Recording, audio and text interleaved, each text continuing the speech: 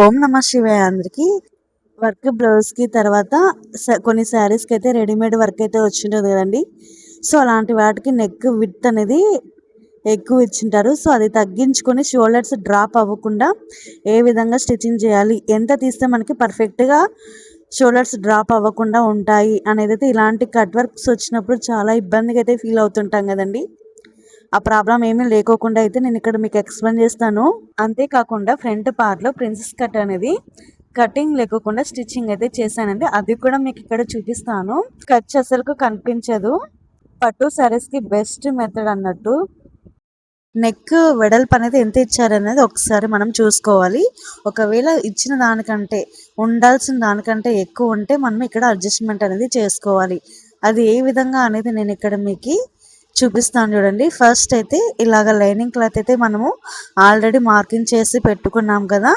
ఇక్కడ నెక్ ఎంత తీసుకున్నానో ఒకసారి నేను చూసుకుంటున్నాను.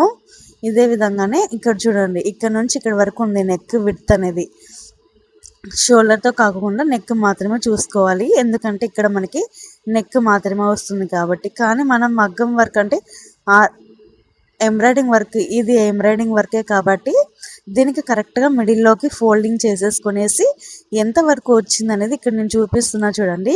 ఇక్కడ వరకు కరెక్ట్గా వచ్చింది మనకి, ఇదంతా కూడా ఎక్స్ట్రాగా వచ్చింది. సో ఇప్పుడు ఇదంతా కూడా కవర్ అయ్యే విధంగా మనము కుట్ అనేది వేయాలి. అది ఎక్కడ వేయాలి, ఏ విధంగా వేయాలి అనేది అయితే నేను ఇక్కడ మీకు చూపిస్తానండి. ఫస్ట్ అయితే చూడండి, ఇదంతా మనకి ఎక్కువ వచ్చింది. ఇదంతా కవర్ అయ్యే విధంగా మనం ఇప్పుడైతే ఫోల్డింగ్ చేసి స్టిచ్చింగ్ అయితే చేయాలి.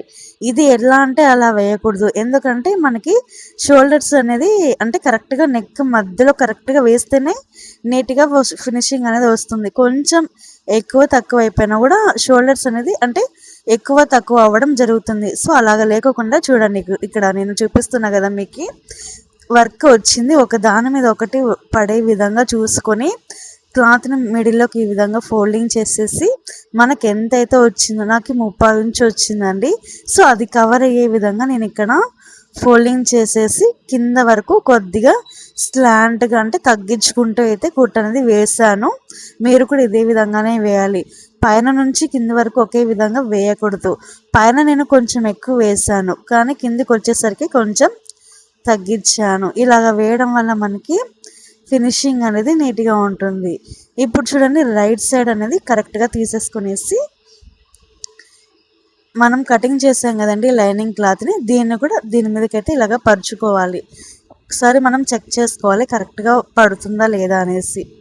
ఇప్పుడు చూడండి, మనకి కరెక్ట్గా వచ్చేసింది కదా. ఇలాగ రావాలి. ఇలాగ వస్తే కరెక్ట్గా మిడిల్లోకి అంటే మనం నార్మల్ బ్లౌజ్ ఏ విధంగా అయితే వేసుకుంటామో పర్ఫెక్ట్గా మిడిల్లోకి వస్తుంది కదా. సో అదే విధంగానే మనకి ఇక్కడ కూడా వచ్చేస్తుందండి. ఇప్పుడు నేను క్లాత్ అనేది అటు ఇటు మూవ్ అవ్వకుండా ఉండడానికి చుట్టూరా నెక్ చుట్టూరా ఒక కుట్టు అయితే వేస్తున్నాను, చూపిస్తున్నాను చూడండి. దీనివల్ల ఏమవుతుందంటే మనకి క్లాత్ అనేది మూవ్ అవ్వదు, అంటే కదలిక అనేది ఉండదు. కుట్టేటప్పుడు కట్ వర్క్ అనేది ఫినిషింగ్ అనేది నీట్గా వస్తుంది. పైగా ఇది కట్ వర్క్ అనేది నార్మల్ కట్ వర్క్ కూడా కాదు, జిగ్జాగ్ ప్యాటర్న్లో ఉంది కదా. సో ఇలాంటప్పుడు మనం చాలా జాగ్రత్తగా ఫినిషింగ్ అయితే చాలా నీట్గా మెయింటైన్ చేయాలండి. అప్పుడే మనకి నీట్గా వస్తుంది ఫినిషింగ్ అనేది. లేకపోతే కనుక ఇంకా అసలుకు అంత ఫినిషింగ్ ఉండకుంటే నెక్ అనేది సరి కరెక్ట్గా రాదు. చూడండి, మనం కట్ వర్క్ ఎలాగైతే ఇచ్చారో సేమ్ అదే విధంగానే దానికి ఆనుకుంటూ నేను ఇంకొకటి డబల్ పాదంతోనే ఇక్కడ మీకు చూపిస్తున్నా చూడండి. సింగిల్ పాదం అస్సలు యూజ్ చేయలేదు.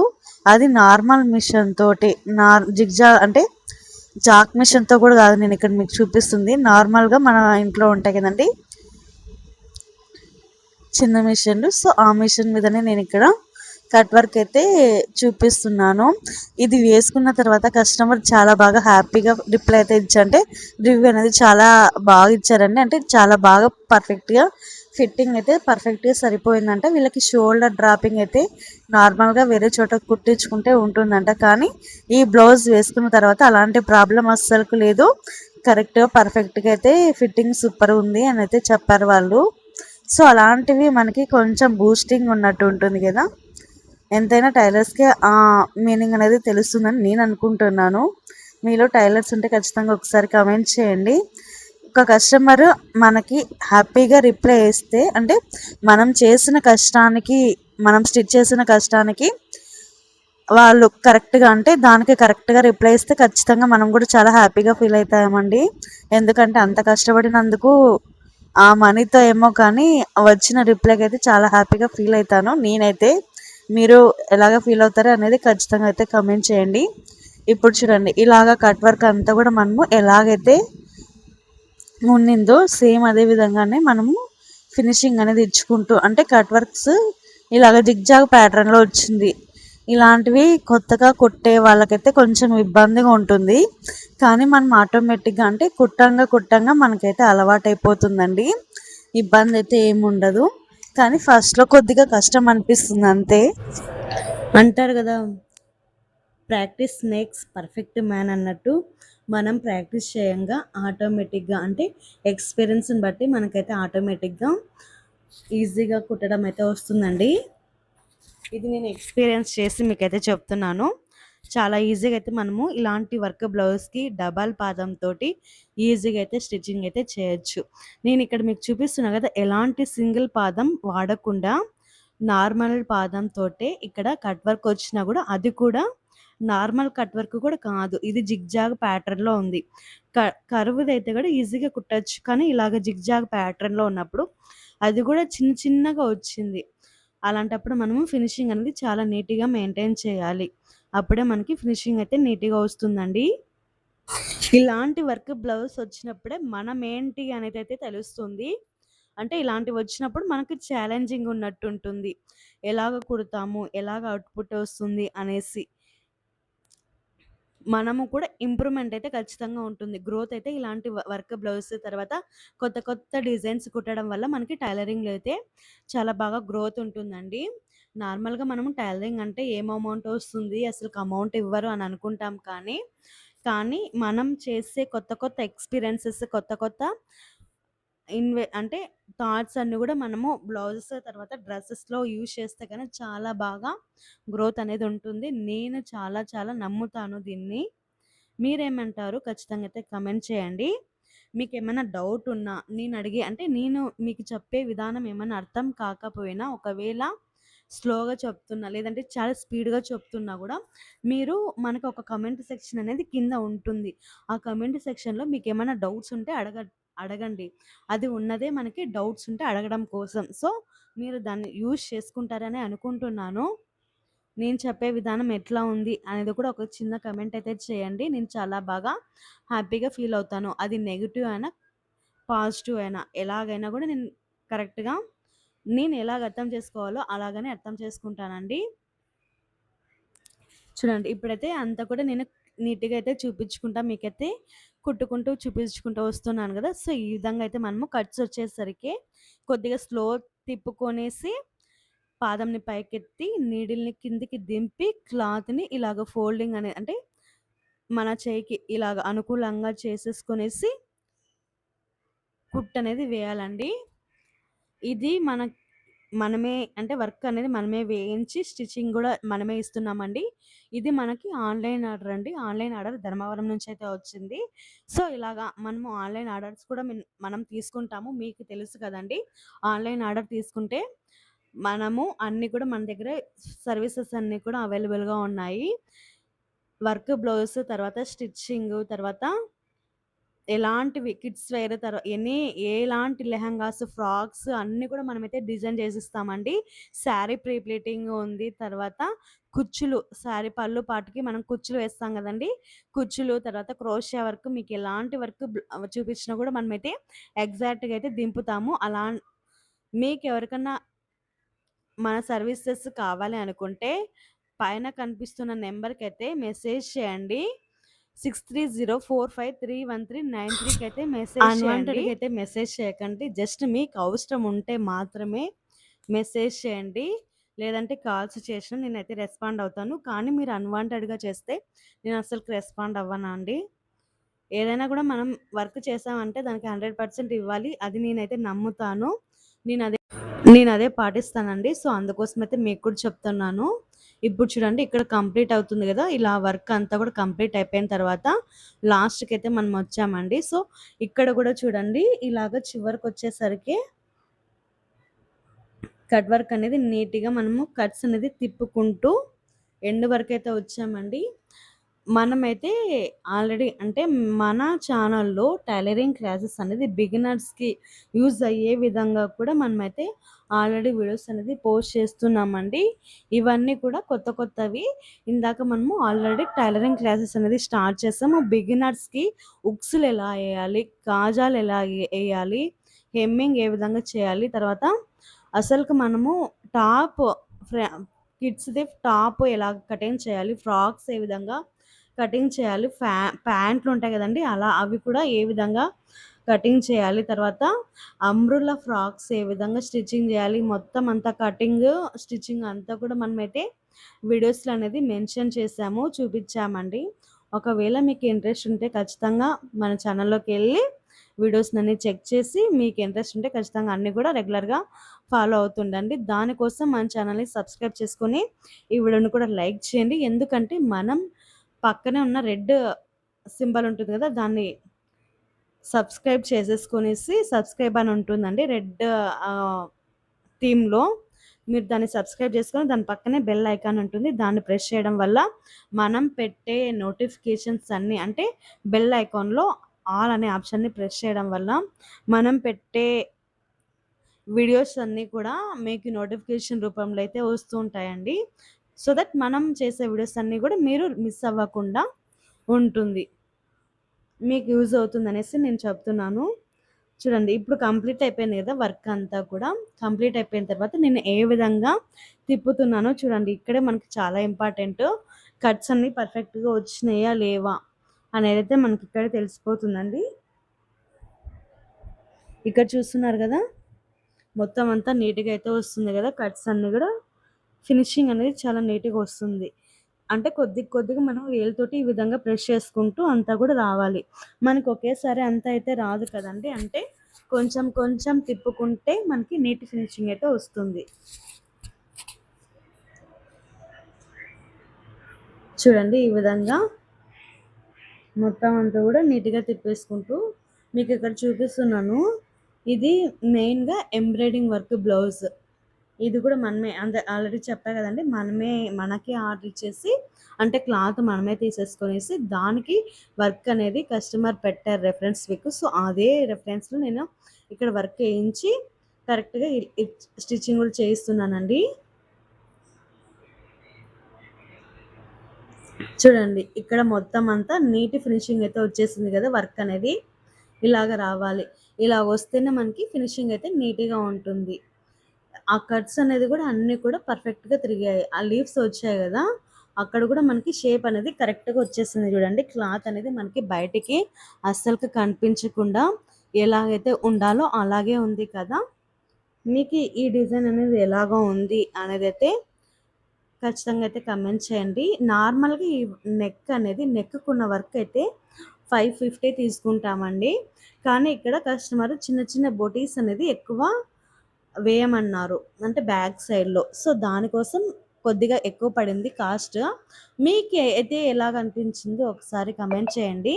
మీ సైడ్ ఎంత తీసుకుంటారు ఇలాంటి వర్క్ బ్లౌజ్కి అనేది కూడా ఒకసారి కమెంట్ చేయండి. కుట్టి తిప్పేసుకున్న తర్వాత ఏ విధంగా అయితే ఉంటుందో వర్క్ షేప్ అనేది, సో ఆ విధంగా అయితే మనం ఇక్కడ కుట్లు అనేది వేసుకోవాలండి. ఈ స్టిచ్చింగ్ అనేది కూడా కరెక్ట్గా క్లాత్ ఉంటుంది కదండి దాని మీదనే పడాలి, ఫ్లవర్ మీద అయితే అస్సలు పడకూడదు. అంటే కొద్దిగా ఉంటే ఏం పర్లేదు, కానీ అంతా కూడా ఫ్లవర్ మీదనే పడకూడదండి, ఫినిషింగ్ అయితే నీట్గా ఉండదు. ఇప్పుడైతే మనము ఎండ్ వరకు అయితే వచ్చేసామండి.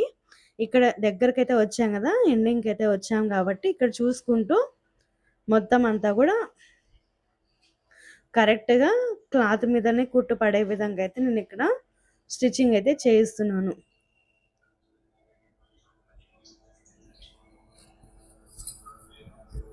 చూడండి క్లాత్ మీదనే కుట్టు పడే విధంగా ఇక్కడ నేను కుట్టు అనేది వేస్తున్నాను.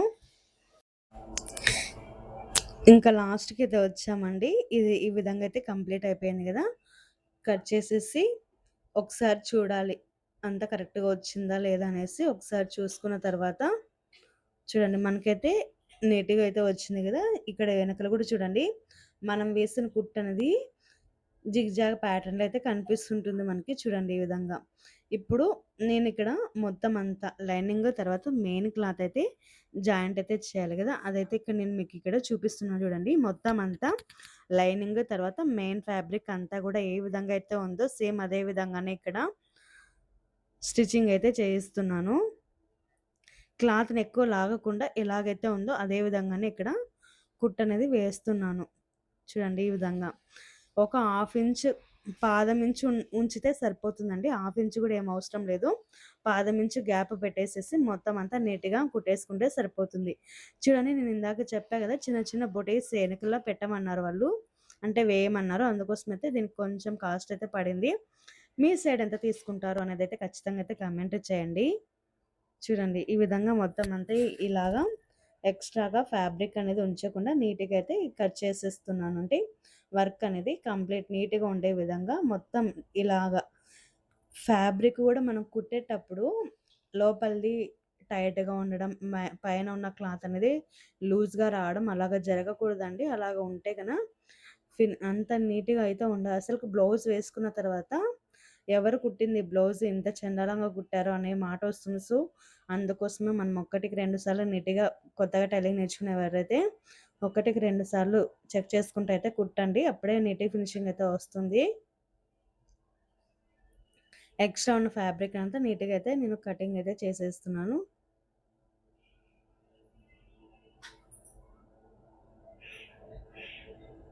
ఇక్కడ ఫ్లవర్స్ కూడా కట్ అయితే అయ్యాయండి. ఇంకా తప్పదు కదా, మనం కంపల్సరీగా వేయాల్సిందే.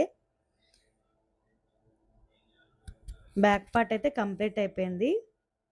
దీన్ని ఇప్పుడు కింద మనం ఫోల్డింగ్ చేసేసి స్టిచ్చింగ్ చేయాలి. తర్వాత చూడండి నడుం పట్టి అంటారు కదా, దీనికి నేను క్లాత్ అయితే ఎక్స్ట్రాగా ఏం జాయిన్ చేయలేదు. ఉన్న దాంట్లోనే నేను ఖర్చుకైతే ఎక్కువ పెట్టుకున్నాను కింద. సో దానికోసం ఇక్కడే ఫోల్డింగ్ అనేది చేసేసి స్టిచ్చింగ్ అయితే చేస్తున్నాను. నార్మల్గా ఇప్పుడు ఉన్న ట్రెండింగ్ ఏంటంటే బ్యాక్ పార్ట్ అంటే నడుం పట్టి అనేది అతికించి మళ్ళీ టక్స్లు వేసిన తర్వాత నడుం పట్టి అనేది అతికిస్తారు. కానీ నేనేం చేస్తున్నానంటే డైరెక్ట్ కటింగ్ చేసేటప్పుడే క్లాత్ అనేది ఎక్కువ తీసేసుకున్నాను. హైట్ కొద్దిగా 1.5 1.5 ఇంచ్ అట్లా ఎక్కువ తీసేసుకునేసి ఈ విధంగా ఫోల్డింగ్ అనేది చేసి డైరెక్ట్ కుట్ అనేది వేస్తున్నాను. ఇప్పుడు మనం బ్యాక్ పార్ట్లో టక్స్లు వేయాలి. ఈ టక్స్ అనేది కూడా కరెక్ట్గా చూడండి ఇలాగ షోల్డర్కి కరెక్ట్గా మిడిల్లో ఇలాగ పెట్టేసేసి 4 ఇంచులు అనేది వేసుకుంటే సరిపోతుందండి. టక్స్ హైట్ అనేది ఇలాగా కింద 1/2 ఇంచ్ అనేది రావాలి. పైకి వచ్చే కొద్దీ తగ్గించుకుంటూ రావాలి.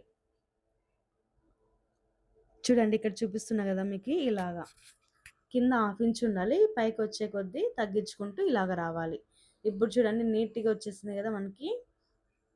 ఇప్పుడు బ్యాక్ పార్ట్ అయితే కంప్లీట్ అయిపోయింది. ఫ్రంట్ పార్ట్ నేనైతే స్టిచ్చింగ్ అయితే చూపిస్తున్నానండి. ఫ్రంట్ పార్ట్ కూడా మనకి కట్ వర్క్ అయితే వచ్చింది. సేమ్ బ్యాక్ పార్ట్ ఏ విధంగా అయితే వచ్చిందో సేమ్ ఫ్రంట్ పార్ట్ కూడా అదే విధంగానే వచ్చింది. దానికోసం అయితే ఇక్కడ ఫస్ట్ చివరన నేను ఒక 1/2 ఇంచ్ గ్యాప్ తోటి కుట్ అనేది వేసానండి. క్లాత్ అనేది పక్కకి జరగకుండా ఉండడం కోసం ఈ కుట్ అయితే మనకి అవసరం అవుతుంది. తర్వాత చూడండి ఇది కంప్లీట్ అయిపోయింది కదా. ఇప్పుడు మనము దీని మీద అంటే నెక్ మనకు ఆల్రెడీ ఉంది కదా, దీని మీద అయితే కుట్ అనేది రావాలి. దీని పక్కలే కరెక్ట్గా ఈ థ్రెడ్ వర్క్ ఉంది కదా, దీని పక్కనే కుట్ అనేది రావాలి. నేను ఇక్కడ నెక్ అనేది ఏం కట్ చేయలేదండి. ఎంతైతే ఉందో సేమ్ అంతా కూడా ఫ్రంట్ పార్ట్కి అయితే పెట్టేస్తున్నాను. కట్ చేయలేదేమి. కట్ చేయకోకుండా అంటే కట్ చేస్తే మరి హైట్ తక్కువ అవుతుంది అనేసి ఇక్కడ కట్ చేయకోకుండా ఎలాగైతే కట్స్ ఉన్నాయో సేమ్ అదే విధంగానే తిప్పేసేసి స్టిచ్చింగ్ అయితే చేశానండి. నేను ఈ వీడియో మీకు నచ్చినట్టయితే ఖచ్చితంగా ఈ వీడియోని లైక్ చేసి మన ఛానల్ని కూడా సబ్స్క్రైబ్ చేసుకోండి. నేను పెట్టే వీడియోస్ మీకు యూజ్ అవుతున్నాయి అనుకుంటే ఖచ్చితంగా లైక్ చేయండి. వీడియోని లైక్ చేయడం వల్ల మీలాంటి మంచి మనుషులకి ఇంకొందరికి ఈ వీడియో అనేది రికమెండ్ అవుతుంది. సో దట్ అది మనకి కొంత హెల్ప్ అవుతుంది. చూడండి ఇక్కడైతే కొంచెం స్పీడ్ అయితే పెంచాను, ఎందుకంటే ఆల్రెడీ చూపించా కదండి. సో ఇక్కడ కొద్దిగా స్పీడ్ అయితే పెంచాను. నీకేమన్నా అర్థం కాకుంటే స్పీడ్ ఆప్షన్ ఉంటుంది కదా మనకి, పైన 3 డాట్స్ ఉంటాయి. ఆ 3 డాట్స్ని ప్రెస్ చేస్తే మనకి స్పీడ్ ఆప్షన్ ఉంటుంది. అందులోకి వెళ్ళి కొంచెం 1 పాయింట్ కంటే తగ్గించుకుంటే మనకి స్లో అయితే వస్తుందండి. చూడండి ఈ విధంగా అయితే వచ్చింది కదా. ఎక్స్ట్రాగా ఉన్న క్లాత్ అంతా కూడా నేను కట్ చేసేసి ఖర్చులన్నీ నీట్గా పెట్టేస్తున్నాను. ఇక్కడ చూడండి షేప్ కూడా మనం ఏ విధంగా అయితే ఉందో వర్క్ అదే విధంగానే మనం కటింగ్ అయితే చేయాలి. ఇదైతే కంప్లీట్ అయిపోయిందండి. ఫ్రంట్ పార్ట్ తిప్పేసేసి నేను పైన కుట్టు కూడా వేసాను. ఇప్పుడు ఫ్రంట్ పార్ట్ కూడా కంప్లీట్ అయిపోయింది. ఎందుకంటే అంత చూపించాలంటే టైం ఎక్కువ అవుతుంది కదా. ఇక్కడ మెయిన్ మనం చూపించడం ఏంటంటే ఫ్రంట్ పార్ట్లో ప్రిన్సెస్ కట్ మోడల్ అయితే చూపిస్తున్నాను. బ్యాక్ పార్ట్లో ఏంటంటే వర్క్, బ్యాక్ పార్ట్గా కట్ వర్క్ బ్లౌజెస్ అనేది ఏ విధంగా నీట్ ఫినిషింగ్ వచ్చే విధంగా స్టిచ్చింగ్ చేయాలి అనేది చూపించాను. ఇప్పుడు ప్రిన్సెస్ కట్ మోడల్ని వితౌట్ అంటే వితౌట్ కటింగ్ అయితే చూపిస్తున్నాను. ఫస్ట్ మనం మార్కింగ్ చేసుకోవాలండి. 2 సైడ్స్ కూడా మార్కింగ్ చేసుకున్న తర్వాత ఇలాగా కుట్లు అనేది వేసుకోవాలంటే స్టిచ్చింగ్ చేయాలి. తర్వాత ఇప్పుడు స్టిచ్చింగ్ చేసిన తర్వాత మనం ఏ విధంగా అయితే మార్కింగ్ వేస్తామో అదే విధంగానే క్లాత్ని నేను ఏ విధంగా అయితే ఫోల్డింగ్ చేస్తున్నానో ఆ విధంగా చేయాలండి. అప్పుడే మనకి కప్పు షేప్ అనేది పర్ఫెక్ట్గా వస్తుంది. చూడండి ఈ విధంగా రావాలి. ఈ విధంగా వస్తే మనకి కరెక్ట్గా కప్పు షేప్ అనేది పర్ఫెక్ట్గా వస్తుంది. చూడండి ఎంత నీట్గా వచ్చేస్తుంది కదా, ఇలాగ వస్తుంది. కప్పు షేప్ కూడా నీట్గా వస్తుందండి. సేమ్ ఇదే విధంగానే ఇంకొక సైడ్ కూడా నేను రెడీ అయితే చేసుకున్నాను. అది మీకు ఇక్కడ చూపిస్తాను చూడండి. ఇది ఒక సైడ్, ఇది ఇంకొక సైడు. ఇప్పుడు కింద మనము ఉక్సు పట్టి కాజా పట్టి కూడా రెడీ చేసేసుకున్నామండి. కింద పట్టి అనేది అతికిస్తున్నాం, నడుం పట్టి అంటాం కదా, ఫ్రంట్ పార్ట్కి నడుం పట్టి అయితే అతికిస్తున్నాము. ఇప్పుడు పైన ఒక కుట్టు వేసేసి దీన్ని కూడా ఉల్టా చేసేసి లోపలికి ఫోల్డింగ్ చేసేసి దీని మీద ఒక స్టిచ్చింగ్ చేసేసుకుంటే మనకి ఫ్రంట్ పార్ట్ కూడా కంప్లీట్ అయితే అయిపోతుందండి. చూడండి ఇక్కడ లోపలికి ఫోల్డింగ్ చేసేసి పైన కూడా ఒక కుట్టు అయితే వేయాలి. వేస్తున్నాను కదా ఈ విధంగా. సేమ్ ఇదే విధంగానే మనం ఇంకొక సైడ్ కూడా వేయాలండి. ఇది కాజా పట్టికి అయితే కంప్లీట్ అయిపోయింది. ఇప్పుడు ఉక్స్ పట్టి ఉంటుంది కదా ఇంకొక సైడు, దానికి కూడా ఇదే విధంగానే మనము స్టిచ్చింగ్ అయితే చేయాలి. కుట్టి తిప్పేసిన తర్వాత ప్రిన్సెస్ కట్ అనేది స్టిచ్చింగ్ చేసిన తర్వాత కింద ఇక్కడ నేను నడుం పట్టి అనేది అతికిస్తున్నాను చూడండి ఈ విధంగా. కానీ నేను బ్యాక్ పార్ట్కి అయితే ఏం అతికించలేదు. బ్యాక్ పార్ట్ ఎక్కువ తీసుకున్న క్లాత్, కానీ ఫ్రంట్ పార్ట్కి అలాగ ఉండదు.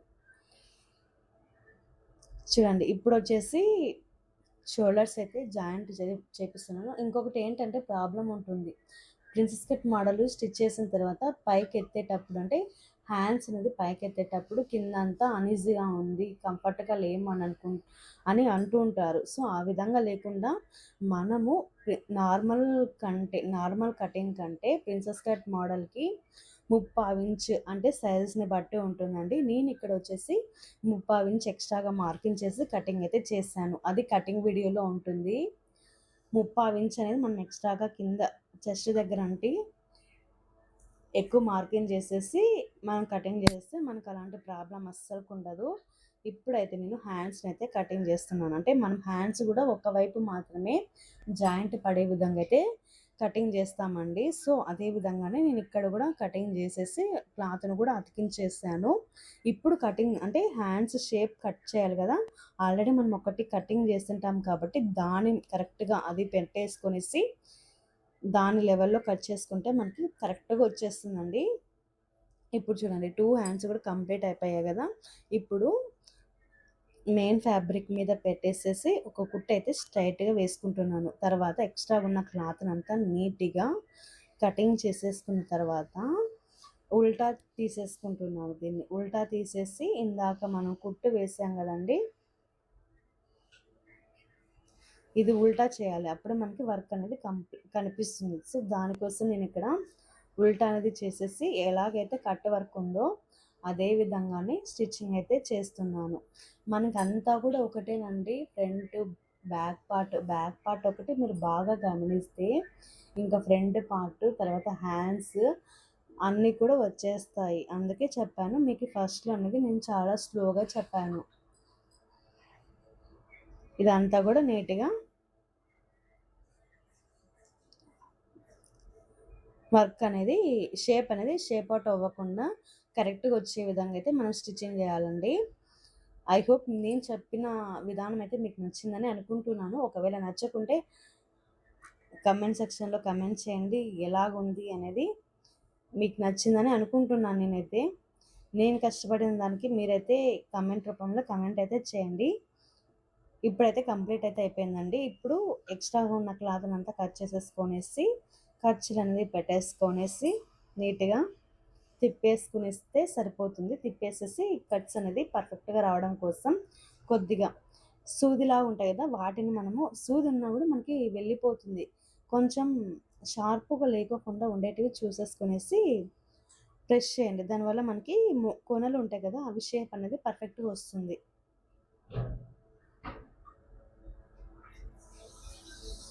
చూడండి ఇప్పుడు నేను దీన్ని నీట్‌గా అంతా కటింగ్ చేసేసి కచ్చకాలైతే పెడుతున్నానండి. కచ్చకాలు పెట్టడం వల్ల మనకి వర్క్ ఫినిషింగ్ అయితే నీట్‌గా వస్తుంది. ఇప్పుడు చూడండి దీన్నైతే తిప్పేస్తున్నాను. నేనైతే వేలుతోనే ప్రెస్ చేస్తున్నాను లోపలికి. మీరు ఏమన్నా కొంచెం కొద్దిగా అంటే షార్ప్‌గా ఉన్నవి పెట్టకుండా కొంచెం షార్ప్ లేనివి ఉంటాయి కదండీ! వాటిని ప్రెస్ చేసి అయినా కూడా నీట్ ఫినిషింగ్ వచ్చేలాగా చూసుకోవచ్చు. చూడండి ఇప్పుడైతే మనకి నీట్ ఫినిషింగ్ అయితే వచ్చేసింది కదా! ఇప్పుడు దీని మీదనే మనం ఒక కుట్టు వేయాలి. ఇందాక మనం అన్నిటికి వేసాం కదండీ! అలాగనే ఇక్కడ కుట్టు అనేది వేయాలి. ఈ కుట్టు అనేది క్లాత్ మీదనే పడేటట్టు చూసుకోవాలి.